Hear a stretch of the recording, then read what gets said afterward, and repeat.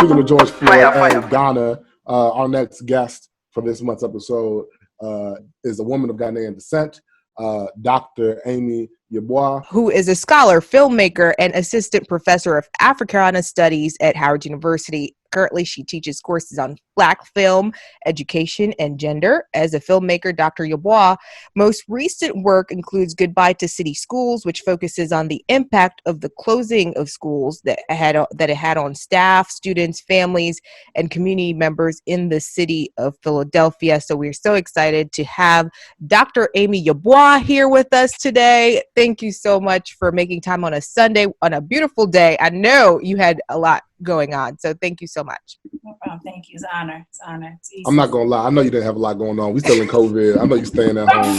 I mean, it's a lot. It's a Zoom church. It's still a beautiful day. Zoom Bible study. Yes. And now Zoom meetings. So there's a lot of Zoom going on. That's all we got. A lot of Zoom. Well, there's so much, like you said, there's so much going on also with current events.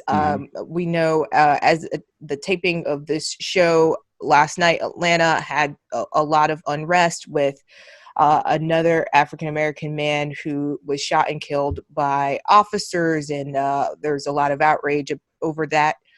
We just had George Floyd, who was laid to rest, and weeks of protests here in the States. So, Dr. Yeboah,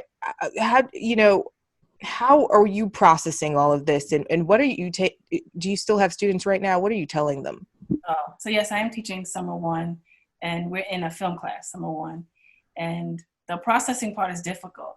I think I told you that when you asked me to be a part of this conversation, I have been turning down interviews because the assumption is that, number one, I have to reteach the world what we teach every day at Howard, right? And that's exhausting, right? So every day at Howard, we're teaching, shaping students' minds to not only think about history, think about the present, but also think about a Black future, right? Or a future as human beings, right? So when we have people calling in, asking about, what is this, what is that, kind of reteach all of what we teach at Howard, it's a lot.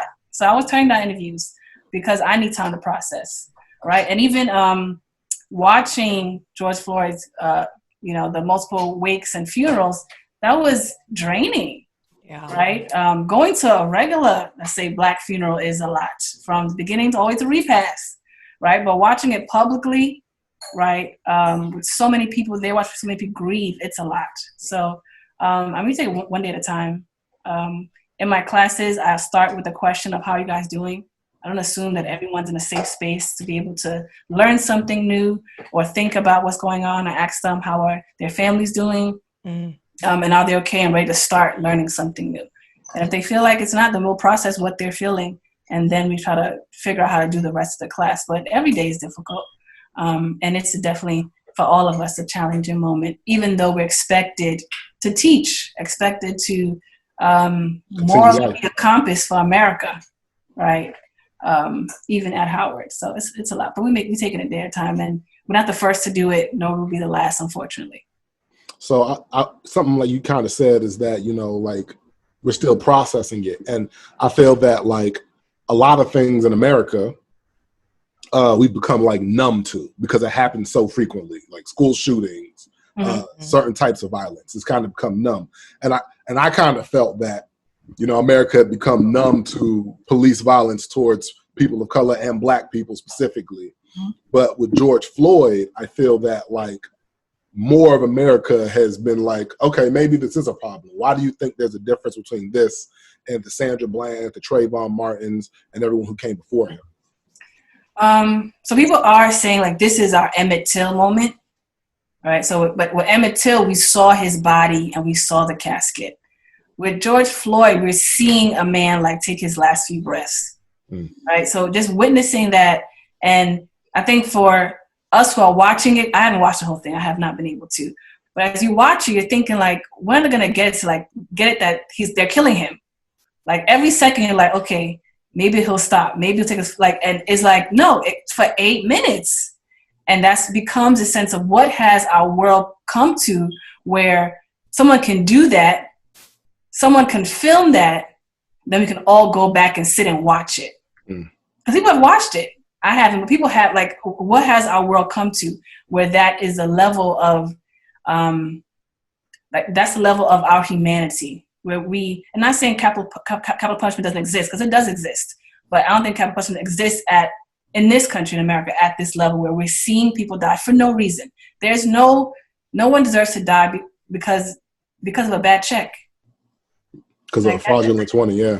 Literally, if there's if something's wrong with a check, you call a bank. Where'd the police come from in this situation? And why do you have to die? Right? So yes, people are thinking this is the Emmett Till moment where people are seeing what we've been saying for so many years. But it is becoming traumatic for our generation, right? And for our young people, right? Because they have access to it, right? At a time where everyone's watching and seeing the picture of Emmett Till, it was like on a family television. Now you can have young people who are 10 open their phone and they can see George Floyd's murder. Wow. Right? That is such a great point. And if no one's like processing that for them, they're making their own assumptions, right? So that makes it different. And on top of us being numb, on top of us being tired, on top of us, Breonna Taylor, like, it's not stopping. No. You thought that after George Floyd, they'll stop, but it's not stopping either. Well, what do you think needs to change? I mean, this movement is definitely different. Like you mentioned, it feels like a different movement. People are finally awake. I mean, we see companies coming out with all types of statements saying they support Black Lives Matter. Starbucks, coming back and saying that they now support Black Lives Matter, and after they got slammed by some employees. Yeah. So, I mean, what do you think needs to change? What do you think is changing for the better right now? So I think the question of, is it different? 400 plus years later, is it different? No, right? The idea that Black men, women, children been lynched, and people have watched that, like have full picnics and watch Black people die. Like that hasn't changed. So we're just seeing it at a different level with technology. The technology has changed, right? Let's say the police have gone from maybe a gun to now straight full military gear, right? The politics of Congress has changed, but the reality of what we're facing, that has not changed, right? Our cries to leave the hatred and the oppression of America, that hasn't changed, but some things have changed. But the question that we have is, will what we're doing now change the things that haven't, right? Will America really change? And I say, I hope so, because if we don't hope so, then like, what's the point? Mm-hmm. Right? It's not going to change. So I think a lot of the change is like, we hope so. Like, we hope this time y'all get it right. If y'all didn't think killing Emmett Till was wrong, maybe y'all see killing George Floyd was wrong. Maybe that y'all get it, right? Yes. And I think that's the next answer. I mean, the next question is like everyone's saying, what's the next step? And I think because America has never taken that next step, people don't know what the next action necessarily is. We've gone from riots to peaceful protesting. People even said they changed their mind on Colin Kaepernick. A poll came out, said like most Americans now agree with Colin Kaepernick taking the knee. Mm-hmm. But, what necessarily can be done from a legislative level? Because I have friends that are police officers. Me and one of my best friends growing up, he became a police officer. And he was basically saying, it's going to come to a point where police can't do their job. Because no matter what happens, if it comes to a point where there needs to be physical action taken, police officers aren't going to want to take that action out of fear of somebody recording it and it being flipped in a different way. So, like, what can possibly be done? To comment on let's say the police fear to not do their job, that's just like, for real? That's what we're worried about? The police not doing their job? First, your job is to protect people. So if you're worried about losing your job to protect people, then, but if you're worried about losing your job to be physical and abuse people, well, okay. Like, that needs to go. So let's not think about that being a fear. Like, that needs to go. But to be fair, there are situations where police officers have to be physical to do their job. And so again, let's think about these situations. Like, let's compare, like, the George Floyd situation. Mm-hmm. Like, that has to be physical. I agree that there was excess there. There's excess there. There are points in conversation where if the question is about being physical, number one, let's just be honest. We can revisit police and physicality. That's a different conversation. But your job is to protect and serve. Mm. So if you're worried about losing your job to protect and serve, that's a different conversation. But if you're worried about your ability to chokehold somebody, you need to stop. Like, you need to stop. You should not be concerned about How you able to chokehold somebody or put your knee on my neck? So right? the example he gave to me was that, you know, he gets called a lot in this area, in the Washington, D.C. area, for trespassing reasons. So, like, for instance, he'll say, like, someone will call the police and say, hey, I told this person to leave. This person's not leaving. Can you please remove this person from my premise? Mm-hmm. And, you know, he said the first thing police officers do, we go there and we ask the person to leave. And once the person refuses to leave, that's when we have to get physical and physically remove this person or detain this person. Mm-hmm. And he was like, if I get calls for that now, I'm not touching anybody, because someone may record it and say that I'm being abusive or excessive, right? So is there a fine line where we can allow police officers to actually do their job, but also monitor how they're doing it and prevent it from being done in excess? I think where example comes to mind is like an example, maybe say a family, right? Let's say a woman has someone who's in her house, let's say, who she wants to be removed, or let's say vice versa, right? I think police have become the check enforcers, like literally like blank checks enforcers. They have become social workers. They have become doctors, and that's not your job. If someone has a mental illness, yes, they call 911, but you probably need to send a doctor, right? Yes, there's an issue in the family. You probably need to send a social worker. You don't need to send a person with a gun into a situation to be violent. In many cases, we have kids in classrooms. Let's say that a student in a classroom is, not listening to a teacher. People are calling cops to deal with kids. You need a counselor, right? So I think there are other things that we can say cops could be doing that can give them more time to protect and serve. And in that situation, yes, if it's a violent situation, I think that comes to training, right? Maybe it's to train people better. But I don't think a cop should be a social worker, a doctor, a bank teller. No, we can figure out ways to make this, and that's, this concept about defund the police, like defund the police to give funds to other people who are struggling to do their job. Some schools have no social workers, but they have all the police in the world. Get some of that money from the school budget. Instead of paying police to be security guards, get some counselors. Right? When it comes to anger, a lot of anger is because I am really mad and I need somebody to help me process. Instead of a cop arrest me and put me in prison, I'm in juvie. Right? So I think when it comes to aggression, the question is, what is at the point of aggression? If Black people are mad, whether it's economics, whether it's social, whether it's healthcare, we can deal with those and then say a police officer can protect and serve. You touched on an interesting point with both you and Omar. When it comes to these 911 calls, we're seeing a lot more of the people on social media are calling them Karens, where people are calling police and all of a sudden they're going viral for all the wrong reasons. They lose their jobs.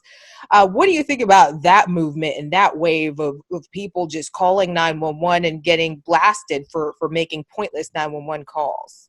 I mean, so I think this again, the who Karen thinks the police is, right? Karen thinks the police is the author and the finisher of what they fear, which is Black life. And the police is not. We're supposed to protect and serve. So we see this, right? Emmett Till, the white woman, she lied. Said she lied. And he was murdered, right? So with this Karen situation, some people with privilege, right, think they have the power to use police to control, abuse, and cut off people of color, Black people, right? And we're just seeing it now. Like, it took us years to know that, can't remember her name, the woman that lied on Emmett Till, that she lied, right? But now we can catch Karen on the spot in a lie with a camera.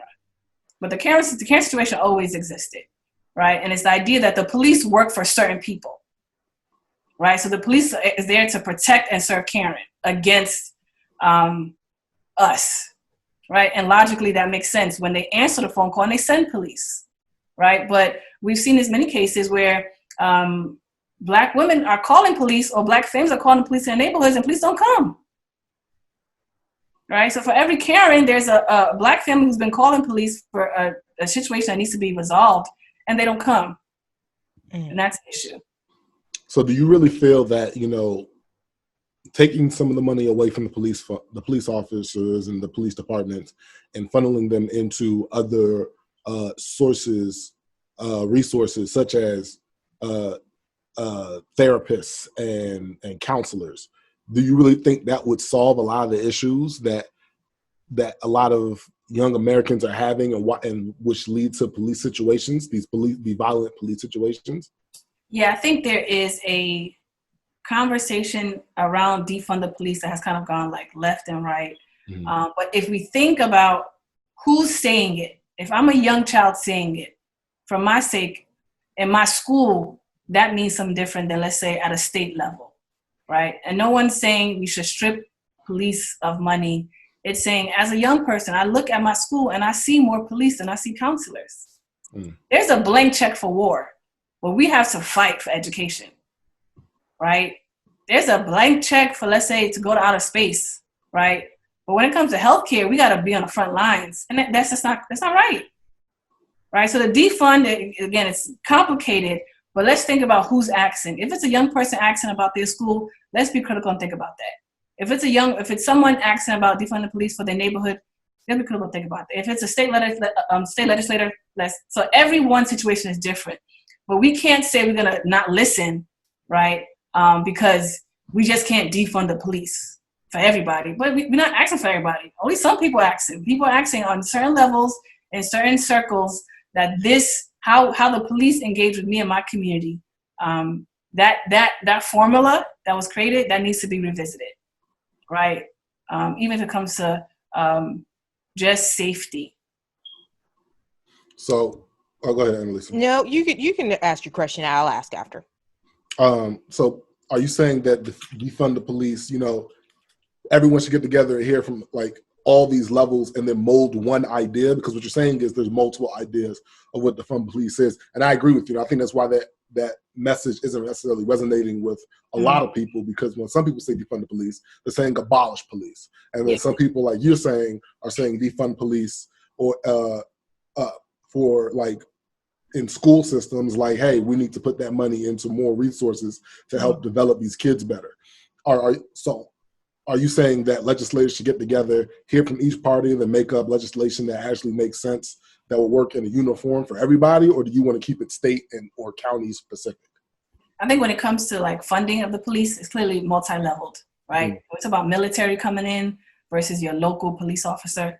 There are levels to that. So since there are levels to the money situation, there has to be levels of how we address the solution. There can't be a one-size-fit-all for everyone.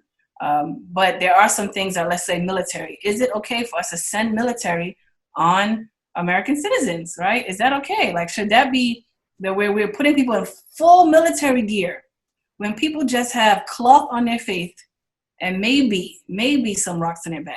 Like, is that the solution we want to say where we want our dollars to go? So I think since the money is leveled, the conversation should be leveled.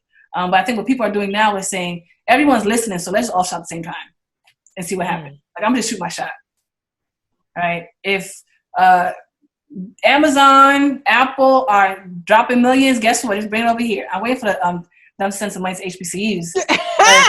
If you are serious about bringing diversity in America, guess what? HBCUs are the institutions that are creating diversities in the businesses, in journalism, in medicine. We graduate the most doctors, most lawyers. So don't go send money to Georgetown, because guess what? Georgetown is not graduating the most Black doctors, lawyers, engineers. Send it to HBCUs. Well, that's why Trump said he's holding us down, right?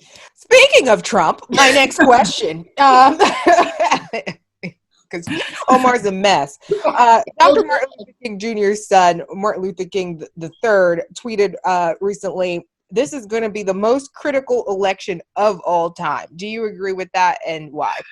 I mean, I think when we get into these conversations as far as new, all time, it just forces people to not think back. I think when we think about when people of African descent were literally less than human, like 3/4 human, like every election was like, oh my gosh, we have to. So I think just for now, like everyone's mind should be on November now. But let's not discredit the fact that in the past, we've been every November or every 4 years has been a conversation about, we hope this time America will get it right, right? But this one with, seeing Mitt Romney at a Black Lives Matter march is like, okay, Republicans, okay. Possibly, I could be rethinking this bipartisan situation. Yeah, I probably won't be on it right now. things look different. Interesting. Maybe that's the word, interesting. I think this goes into also, where like they say don't look at the video and don't tell the whole story. Well, Mitt Romney got black grandkids now. So like it hits closer to home for him than it does for other people. That's true. That's true. So, but yeah, go ahead. I'll let you finish your thought. I just wanted to put that in there. No, sure. I think every moment is a new moment. Every day is a new day. But we just can't get sidetracked as if we haven't been working for these new days every day, right? So every day we got a moment to wake up. People are saying, okay, maybe this is the day it's going to change. The next day happens. So every day is a new opportunity, new moment to kind of get it right. The idea that we have been the most democratic, right? Black people, we want America to be democratic. We want America to be the space that it said it would be, right? And every day we just try to think if there will.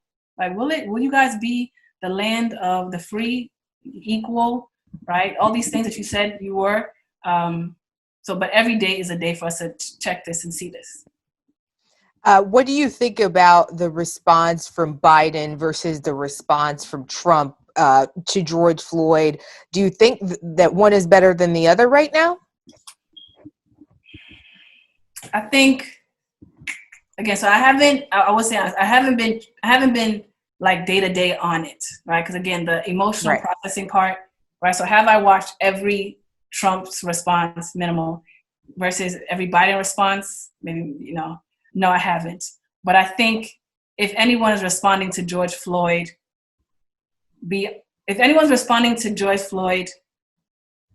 besides or just outside of condolences to his family, I think you're missing it, right? So if you focus on George Floyd and the family, then you're missing the larger conversation of it. So is someone who's speaking about George Floyd and this being the George Floyd moment, is that enough? No.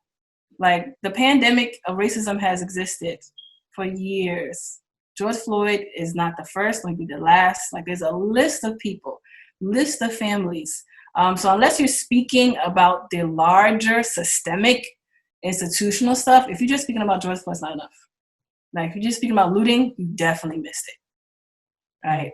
So I think people are pushing Biden. I think the question as far as him picking a VP, I think that's the response I'm looking for, right? Who he picks as a VP, I think that would let us know if he's really talking to us or he's just entertaining us until November.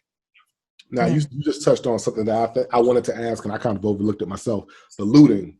Are you pro riots and looting, and why? Am I pro riots and looting? So in cases like this. In cases like this. Looting, okay, so let's go rioting. Yes, I am for the only language America understands is conflict and like tension. America doesn't understand peace, like it doesn't. And the second part, the looting, I think the only language America understands is currency.